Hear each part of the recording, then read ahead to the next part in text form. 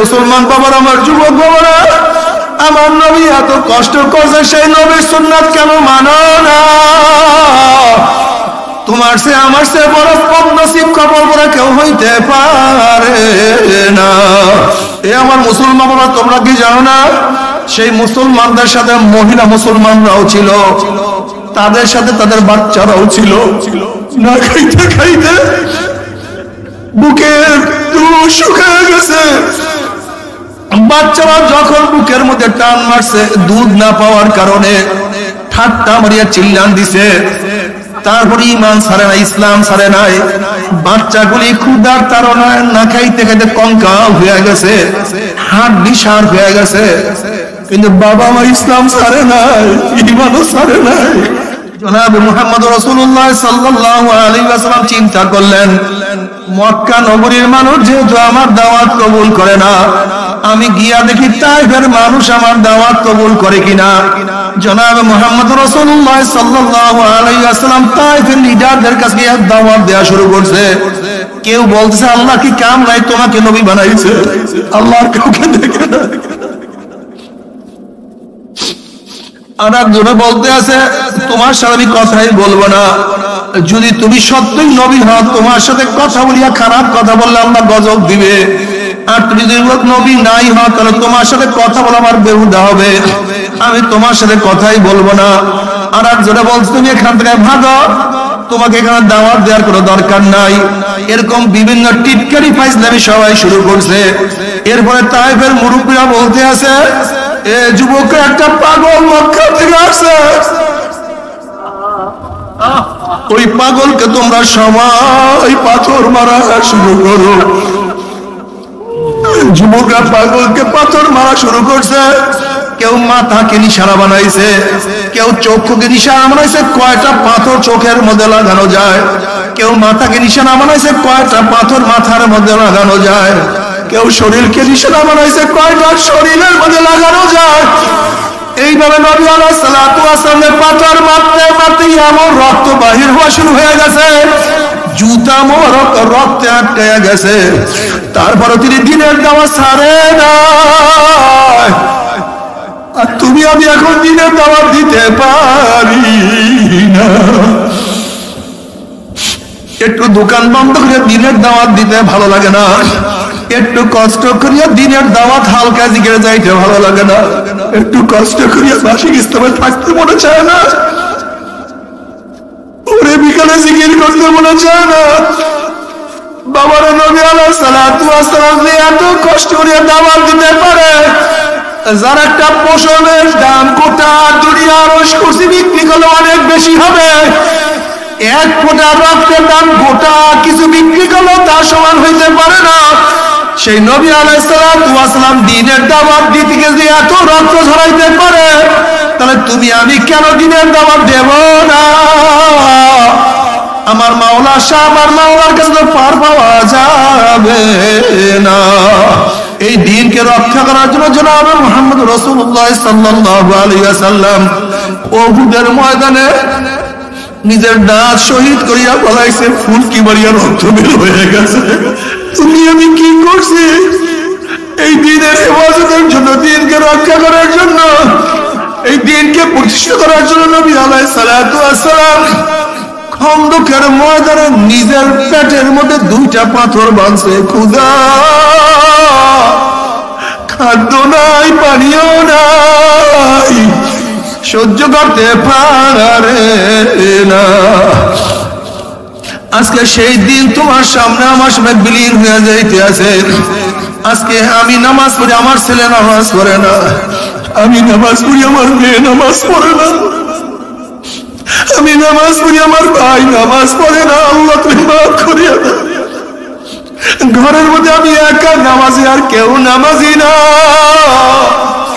তোমার একার সিজদা আমার মাওলায় খুশি হবে না। আল্লাহ জনাব মুহাম্মদ রাসূলুল্লাহ সাল্লাল্লাহু আলাইহি ওয়াসাল্লাম তিনি সুপারিশ করবেন, তিনি হাউজে কাউসারের পানি পান করাবেন, তিনি মিজানের কিনারায় থাকবেন, তিনি উলসরাতের গোড়ায় থাকবেন।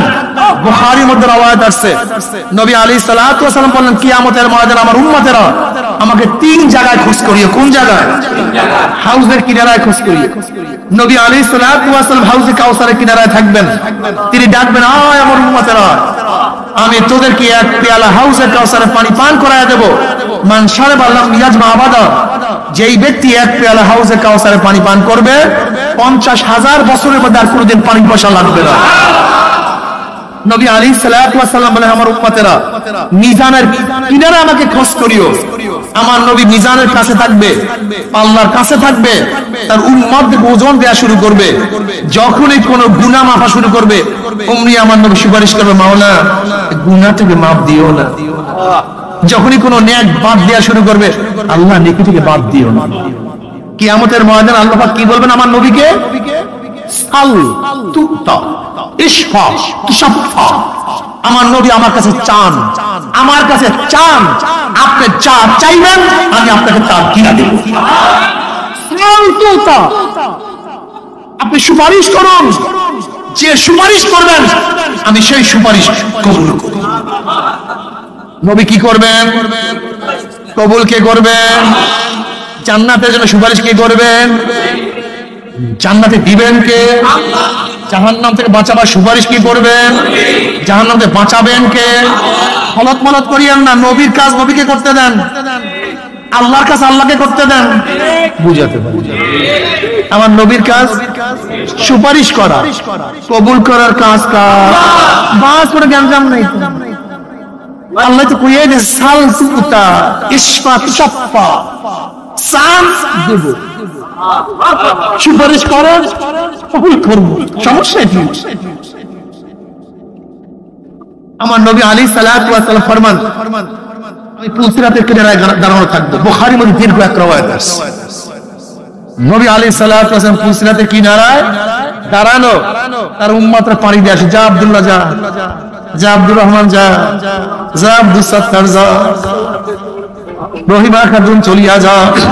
আমার নবী পুলসিরাতের কিনারায়, আমার নবী আলাইহিস সালাতু পুলসিরাতের কিনারায় দাঁড়ানো থাকবে। আমার নবীকে দেখার সাথে সাথে উম্মতের মধ্যে আনন্দের ঢেউ খেলবে। আমার নবী আছে, আমার যুবক বাবারা, আমার মুরব্বী বাবা, পর্দালে মা বোনেরা, আমার নবী মুর্শিদ, আমার নবী পথ প্রদর্শক। যারা নবীর কথা মানবা, নবীর কথা অনুযায়ী চলবা,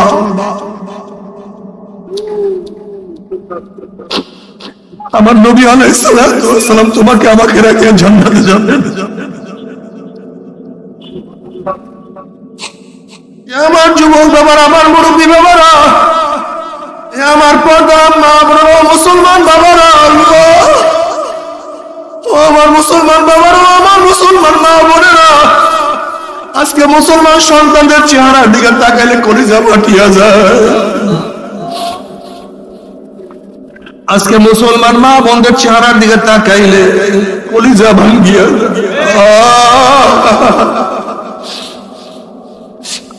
তোমাদের জন্য কি আমার নবী এত কষ্ট করছেন? জনাব মুহাম্মদ রাসূলুল্লাহ সাল্লাল্লাহু আলাইহি ওয়াসাল্লাম তোমার জন্য আমার জন্য হীন এমন কোন কষ্ট নাই যেই কষ্ট করেন নাই।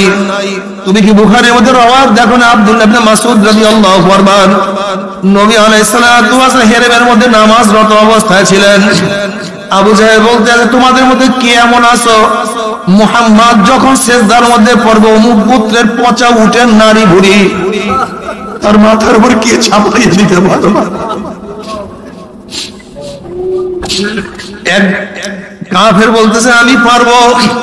নবী আলাইহিস সালাতু ওয়াস সালাম যখন সিজদার মধ্যে পড়িয়া গেলেন, ওই উটের পচা নারী ভুঁড়ি আমার নবী আলাইহিস সালাতু ওয়াস সালাম মাথার উপরে চাপায়া দিয়েছে।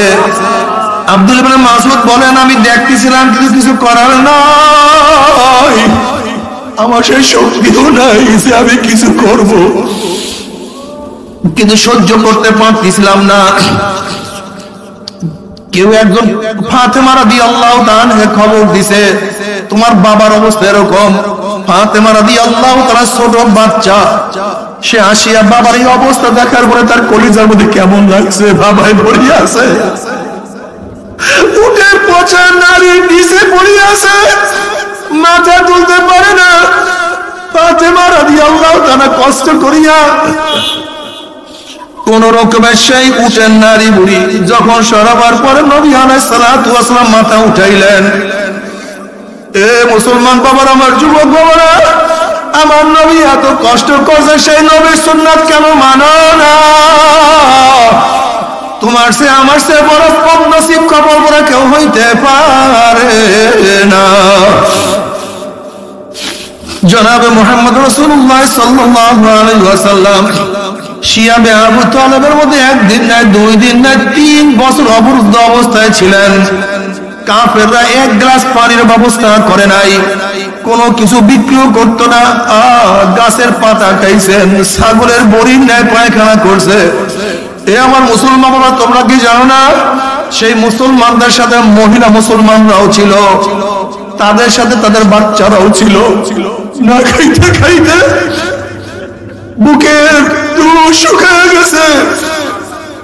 বাচ্চারা যখন বুকের মধ্যে টান মারছে, দুধ না পাওয়ার কারণে ঠাট্টা মারিয়া চিল্লান দিছে। তারপরে ঈমান ছাড়ে না, ইসলাম ছাড়ে নাই। বাচ্চাগুলি ক্ষুধার তাড়নায় না খাইতে খাইতে কঙ্কাল হয়ে গেছে, হাড় সার হয়ে গেছে। কিন্তু বাবা মা ইসলাম ছাড়ে নাই, ঈমানও ছাড়ে নাই।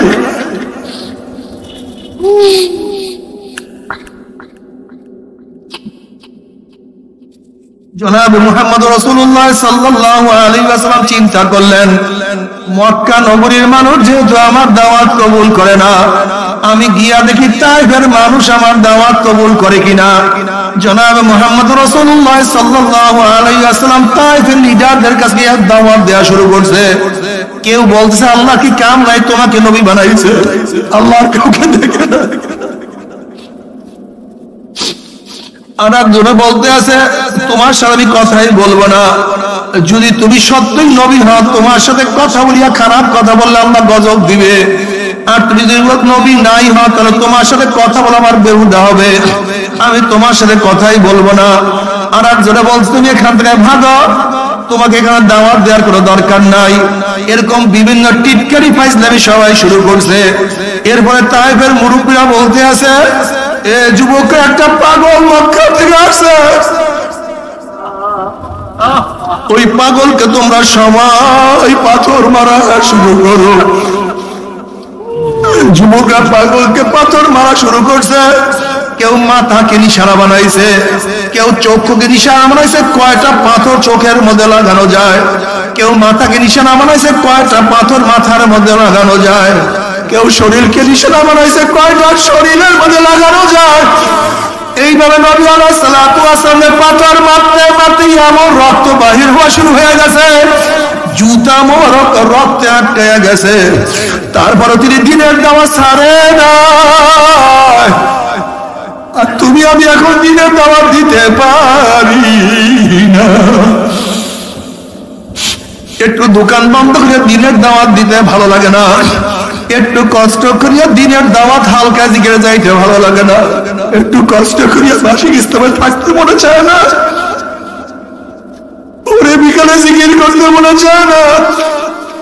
বাবার নবী আলাইহিস সালাতু ওয়াস সালাম এত কষ্ট করিয়া দাওয়াত দিতে পারে, যার একটা পশমের দাম গোটা দুনিয়ার কুরসি বিক্রি করলে অনেক বেশি হবে, এক ফোঁটা রক্তের দাম গোটা কিছু বিক্রি করলেও তার সমান হইতে পারে না। সেই নবী আলাইহিস সালাতু ওয়াস সালাম দ্বীনের দাওয়াত দিতে গিয়ে এত রক্ত ঝরাইতে পারে, তাহলে তুমি আমি কেন দ্বীনের দাওয়াত দেব না? আমার মাওলা শাহ, আমার মাওলার কাছে তো পার পাওয়া যাবে না। আমার যুবক বাবারা, জনাব মুহাম্মদুর রাসূলুল্লাহ সাল্লাল্লাহু আলাইহি ওয়াসাল্লাম এই দ্বীনের জন্য মক্কা নগরীকে ত্যাগ করিয়া, জন্মভূমিকে ত্যাগ করিয়া মদিনায় হিজরত করছে। জনাব মুহাম্মদুর রাসূলুল্লাহ সাল্লাল্লাহু আলাইহি ওয়াসাল্লাম এই দ্বীনকে রক্ষা করার জন্য বদরের ময়দানে নিজে উপস্থিত হয়ে গেছে, যাহা কিছু ছিল তা নিয়ে উপস্থিত হয়ে গেছে। এই দ্বীনকে রক্ষা করার জন্য জনাব মুহাম্মদুর রাসূলুল্লাহ সাল্লাল্লাহু আলাইহি ওয়াসাল্লাম উহুদের ময়দানে নিজের দাঁত শহীদ করিয়া বলাইছে, ফুলকি মারিয়া রক্ত বের হয়ে গেছে। তুমি আমি কি করছি? এই দিনের হেফাজতের জন্য, দিনকে রক্ষা করার জন্য, এই দিনকে প্রতিষ্ঠা করার জন্য নবী আলাইহিস সালাতু ওয়াস সালাম খন্দকের ময়দানে নিজের পেটের মধ্যে 2টা পাথর বাঁধছে। খোদা, খাদ্য নাই, পানিও নাই, সহ্য করতে পারে না। আজকে সেই দিন তোমার সামনে আমার সামনে বিলীন হয়ে যাইতে আছে। আজকে আমি নামাজ পড়ি, আমার ছেলে নামাজ পড়ে না, আমি নামাজ পড়ি, আমার মেয়ে নামাজ পড়ে না, আমি নামাজ পড়ি, আমার ভাই নামাজ পড়ে না। আল্লাহ তুমি মাফ করিয়া দাও। ঘরের মধ্যে আমি একা নামাজি, আর কেউ নামাজি না। তোমার একার সেজদা আমার মাওলায় খুশি হবে না। আল্লাহ,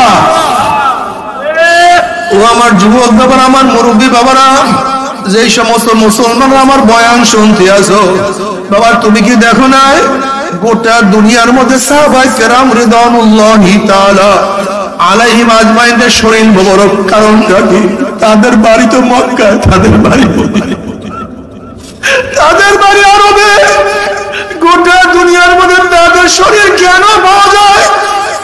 দুনিয়ার মধ্যে কেন ছড়াইয়া পড়ছে? আর কিছু না,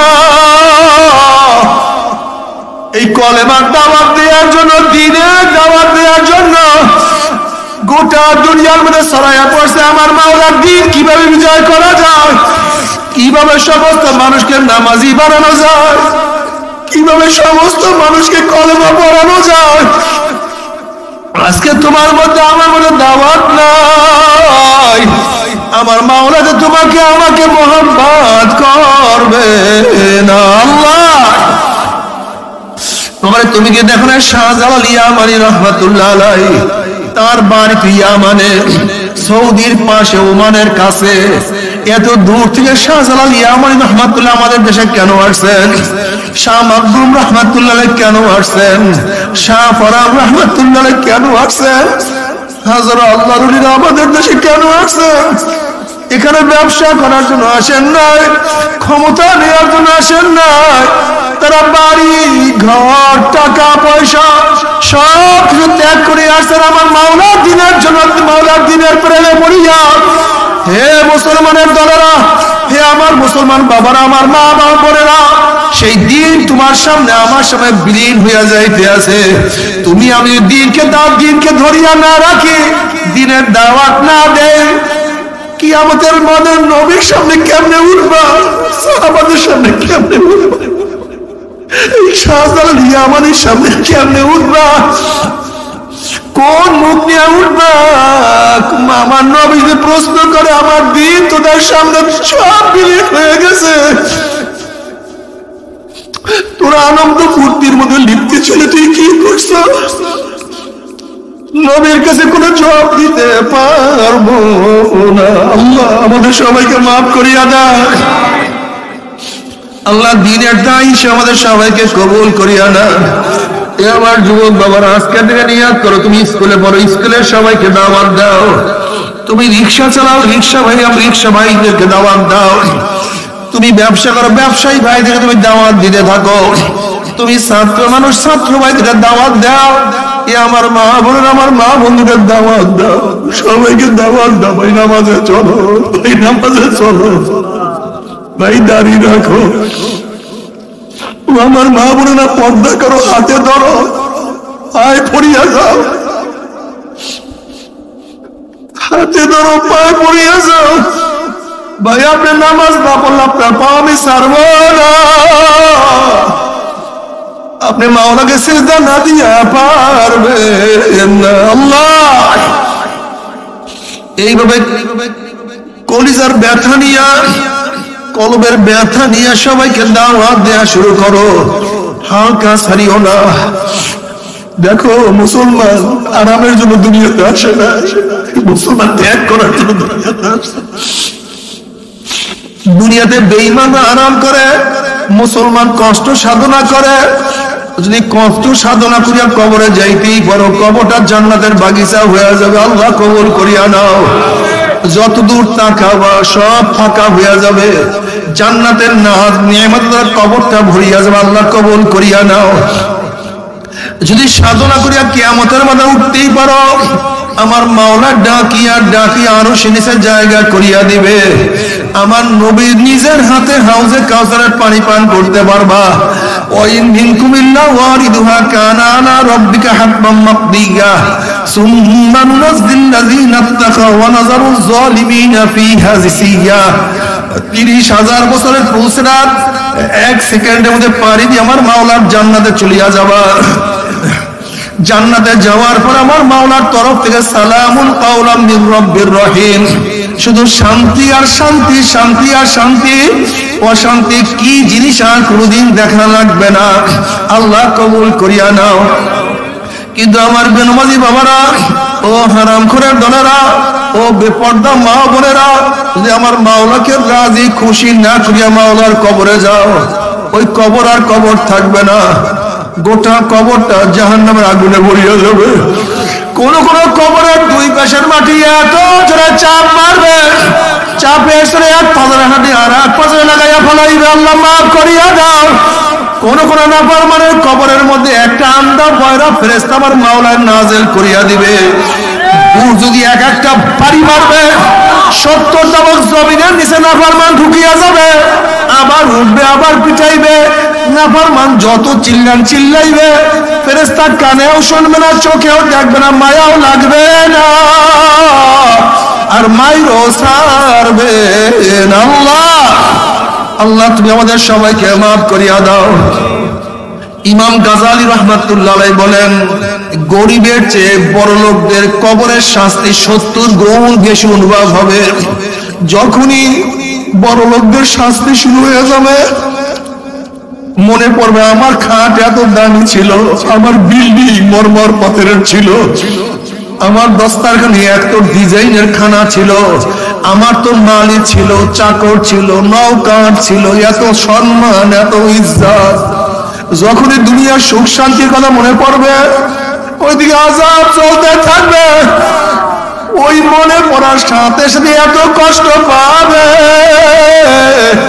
যা তো সহ্য করতে পারবে না। আল্লাহ আমাদের সবাইকে মাফ করিয়া দাও। আল্লাহ আমাদের সবাইকে ক্ষমা করিয়া দাও।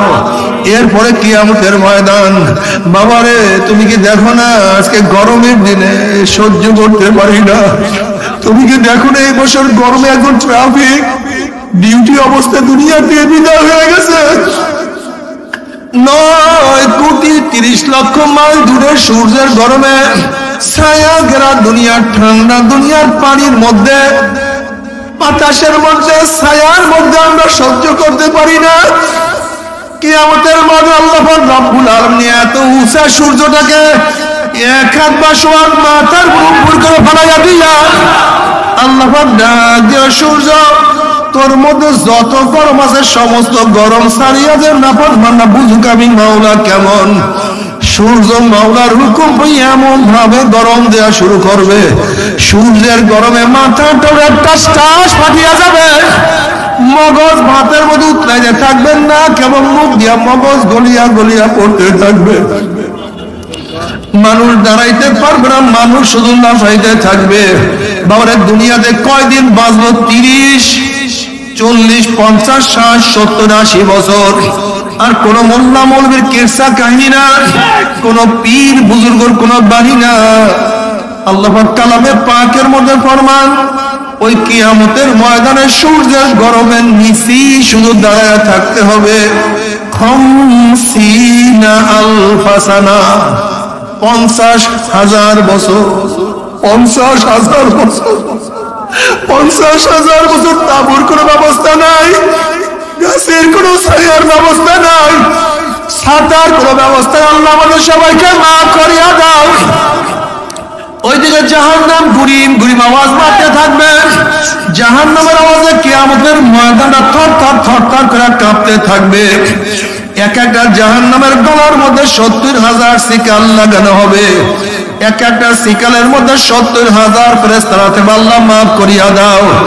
আল্লাহ পাক কালামে পাকের মধ্যে ফরমান, তাকাদু তামাইয়াজু মিনাল গায়জি কুল্লামা উলকিয়া ফিহা ফাউজুন সালাহুম খাজানাতুহা আলাম ইয়াতিকুম নাযীর ক্বালু বালা قد جاءنا نذير فكذبنا وقلنا ما نزل الله من شيء إن أنتم إلا في ضلال كبير وقالوا لو كنا نسمع أو نعقل ما كنا في أصحاب السعير জাহান্নামের মধ্যে রাগ চলে আসবে, এক একটা জাহান্নাম আর এক একটা জাহান্নামকে খাইয়া ফেলাইবে। জাহান্নামের আগুন এক মাইল 2 মাইল হুসাইয়া সহসা আওয়াজ করতে থাকবে, তাকাদু তামাইয়াজ মিনাল গায়জ, আল্লাহ তুমি মাফ করিয়া দাও। 500 বছর দূরের থেকে জাহান্নামের আগুনের ধাপ লাগবে, আল্লাহ মাফ করিয়া দাও। জাহান্নামের আওয়াজে কিয়ামতের মাঝার থরথর করে কাঁপতে থাকবে। এই অবস্থা দেখিয়া সমস্ত নবীরা বলবেন নাফসি নাফসি, মাওলা আমাকে বাঁচাও, আমাকে বাঁচাও, আমাকে বাঁচাও। নবীদের স্ত্রীর কথা নবীরা ভুলিয়া যাবে, নবীদের সন্তানের কথা নবীরা ভুলিয়া যাবে, নবীদের অন্যান্য নবীদের উম্মতের কথা নবীরা ভুলিয়া যাবে। কিন্তু তোমার আমার নবী জনাবে মুহাম্মদ রাসূলুল্লাহ সাল্লাল্লাহু আলাইহি ওয়াসাল্লাম, সে বলবে রব্বি হাবলি উম্মতি, রব্বি হাবলি উম্মতি, মাওলা আমার উম্মত, মাওলা আমার উম্মত, মাওলা আমার উম্মতের উপায় কি? এ সালামের দলেরা, যে আল্লাহর হাবিব কঠিন মুহূর্তে তোমাকে আমাকে ভুলবে না, সে আল্লাহর হাবিবের দাড়ির মধ্যে কেমনে পোছলা গাও, একটু কি কলিজায় ব্যথা লাগে না? ও বাবারা, যারা দাড়ি কাটো, দাড়ি ছাটো, বাবার আমার রাগ করিও না। তুমি তোমার কবরে রওনা করছো, আমি আমার কবরে রওনা করছি। তবে বাবারা, তুমি চিন্তা করিয়া দেখো, কিয়ামতের ময়দানে যখন দেখবা নবীর চেহারা দাড়ি, তোমার চেহারা দাড়ি নাই, নবী তোমার দিকে তাকাইবে কিভাবে? নবীর কলিজায় কষ্ট লাগিয়া যাবে। যখন দেখবা নবীর চেহারায় দাড়ি, তোমার চেহারায় দাড়ি নাই, লজ্জায় তোমার মাথা নত হয়ে যাবে। তুমি মন কি বুঝলে? মন না। কিয়ামতের ময়দানে আল্লাহর হাবিবের কলিজায় আমি কষ্ট দেব না, লজ্জায় আমি মাথাও নত করব না। আজকের থেকে দাড়ি আর কাটবো না ইনশাআল্লাহ। কে কে নিয়ত করো? নারা তাকবীর, নারা তাকবীর। আল্লাহ তুমি কবুল করিয়া নাও। নবী আলাইহিস সালাতু ওয়াস সালাম দোয়া কবুল করে আল্লাহ পাক বলবে, যাও জিবরাইল আমার হাবিবের কাছে পানিটুকু নিয়ে দিয়ে আসো। নবী আলাইহিস সালাতু ওয়াস সালাম যখন এই পানি জাহান্নামের গায়ে ছিটা মারবে, জাহান্নাম ক্যাত ক্যাত ক্যাত ক্যাত করে পিছনে সরিয়া যাবে। আল্লাহর হাবিব বলবেন, মাওলা রে, যেই জাহান্নামকে লক্ষ লক্ষ ফেরেশতারা ধরিয়া রাখতে পারে না, এবার কোন কুদরতি পানি, কোন আশ্চর্য পানি, যে এই পানি মারার সাথে সাথে জাহান্নাম পিছনে সরিয়া গেল।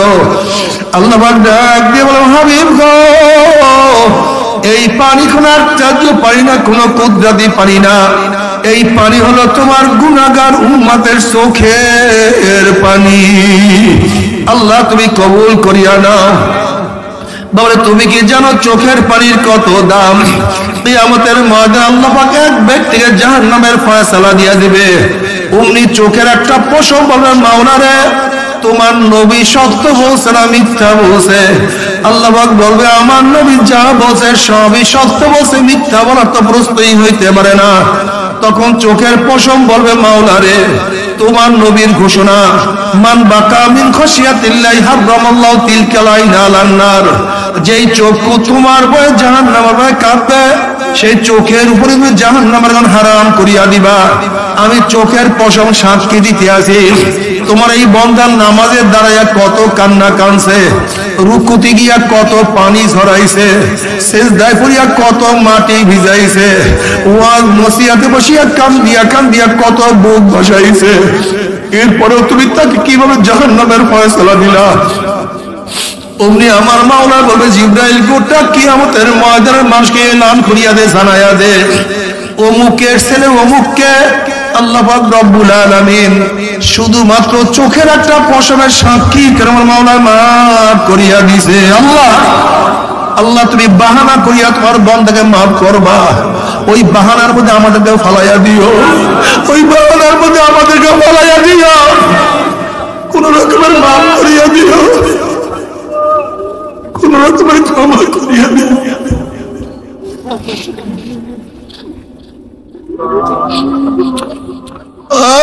এরপর আল্লাহ সবার আমল নামাকে ওজন করবে, যাদের নেকের পাল্লা ভারী হয়ে যাবে মাওলা তাদেরকে জান্নাতের ফয়সালা দিয়া দিবে। وأما من خفت موازينه فأمه هاوية, আর যাদের নেকের পাল্লা হালকা হয়ে যাবে গুনার পাল্লা ভারী হয়ে যাবে فأمه هاوية, আল্লাহ পাক তাদেরকে হাবিয়া জাহান্নামের ফয়সালা দিয়া দিবে। এখন আল্লাহ পাক নিজেই প্রশ্ন আদরাকা মা হিয়া, তোমরা কি জানো হাবিয়া কোন জাহান্নামের নাম? হাবিয়া জাহান্নামের ধরনটাকে তোমরা কি জানো নাকি? আল্লাহ পাক প্রশ্ন করার পরে নিজেই জবাব দেন নারুন হামিয়া। শোনা হাবিয়া কেমন জাহান্নাম, কোন এক মানুষ যদি পানির মধ্যে ডুব দেয় তার ডাইনে বামে চারদিকে পানি আর পানি ছাড়া কিছুই থাকে না। হাবিয়া এমন একটা জাহান্নাম যার ডাইনে আগুন, বামে আগুন, উপরে আগুন, নিচে আগুন, সামনে আগুন, পিছনে আগুন। নারুন হামিয়া। তুমি তাফসীর উল্টে দেখো,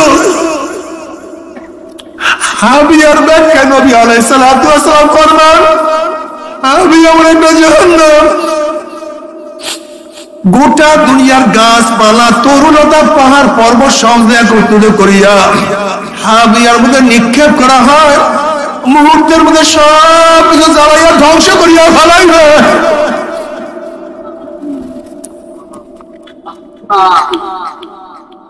বাবারা সহ্য করতে পারবি না, ওই আযাব তো কেউ সহ্য করতে পারবো। ও মুসলমান বাবারা, ও দুনিয়ার মানুষের দলেরা, ও গোটা দুনিয়ার মানুষের দলেরা, আমার মাওলার যত বড়, আমার মাওলার জান্নাত তত বড়। আমার মাওলার যত বড়, আমার মাওলার জান্নাতের নেয়ামত তত বড়।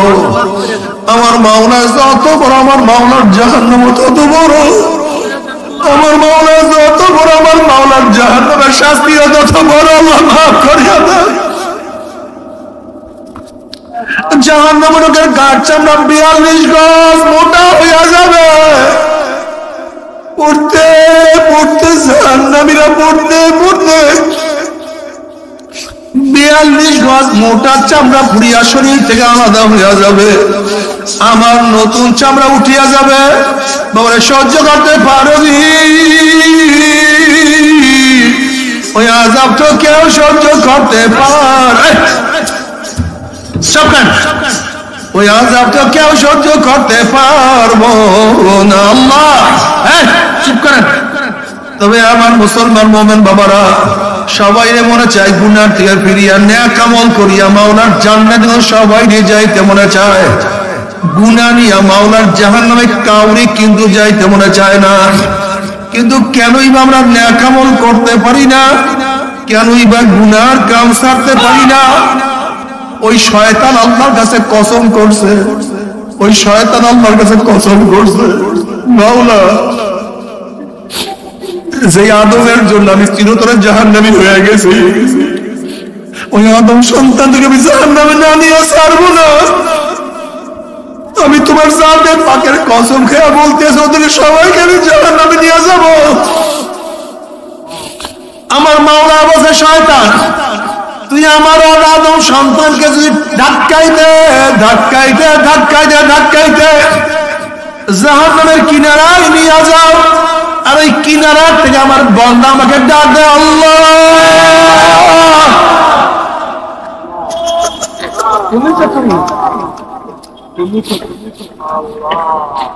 ওই কিনারা থেকে ডাক দেয়, আমার মাওলা রে আমাকে ধরো।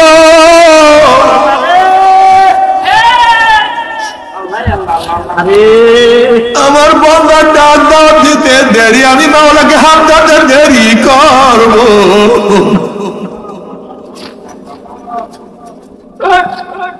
قل يا عبادي الذين أسرفوا على أنفسهم لا تقنطوا من رحمة الله إن الله يغفر الذنوب جميعا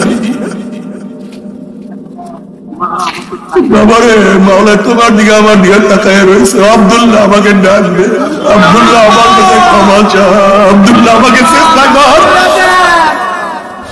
আব্দুল্লাহ আমি তোর দিকে তাকাই আছি তুই কার দিকে তাকাই আছো আব্দুল্লাহ আমি তোকে ডাকি তুই কার ডাকে সারা দিয়া চলিয়া যাও আব্দুল্লাহ আব্দুল্লাহ আমি তোর জন্য এমন সুন্দর জান্নাত বানাইয়া রাখছি রে আব্দুল্লাহ যে জান্নাত কেউ কোনোদিন চোখেও দেখে নাই কানেও শুনে নাই অন্তর অনুভব করে নাই আব্দুল্লাহ রে ফের আব্দুল্লাহ ফের ও রহিমা খাতুন